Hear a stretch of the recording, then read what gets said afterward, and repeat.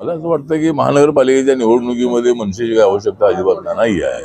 कारण विधानसभेच्या निवडणुकीमध्ये मनसे नसतानाही आम्ही एवढ्या 237 जागा जिंकलेल्या आहे.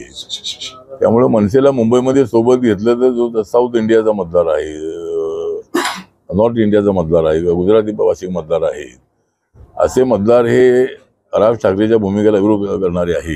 त्यामुळं मला असं वाटतं की राज ठाकरेंना सोबत घेऊन काही फारसा फायदा होणार नाही आहे. त्यामुळे रिपब्लिकन पक्ष असताना राज ठाकरेंची आवश्यकता नाही असं माझं मत आहे. मला असं वाटतं की धनंजय मुंडे हे वाल्मिकी कराड यांचे जवळचे मित्र होते, गोष्ट खरी आहे. कारण परळीमध्ये दोघे राहणारे होते. पण ही जे संतोष देशमुख यांचा जो मर्डर झालेला आहे त्याच्यामध्ये त्यांचा कुठं हात असल्याचं काही दिसत नाही आहे. पण विरोधकांकडून मात्र मागणी होत आहे.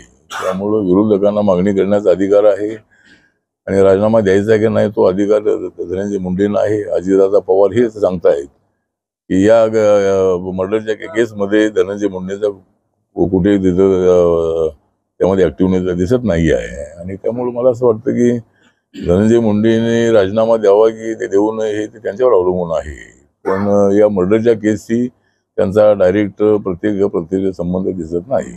तर आता भारत आणि पाकिस्तानची जी मॅच आहे ती दुबईमध्ये आहे आणि मलाही त्याचं निमंत्रण होतं, पण मी इकडे कार्यक्रम असल्यामुळे मी आलेलो आहे. आता भारत आणि पाकिस्तानच्या जे स्पोर्ट्समध्ये मला वाटतं की राजकारण आणण्याची आवश्यकता नाही आहे. कारण भारताने जो निर्णय घेतलेला आहे, दुबईमध्ये जी मॅच होते आहे तर त्या दुबईच्या मॅचमध्ये पाकिस्तान बरोबर आपली इंडियाची टीम खेळते आहे आणि दुबईमधली जी मॅच आहे ती मॅच नक्की आम्ही जिंकू असा मला पूर्णपणे विश्वास आहे.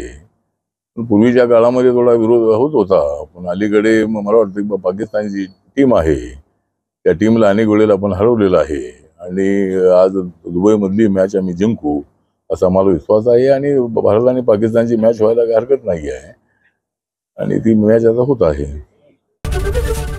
एबीपी माझा, उघडा डोळे बघा नीट.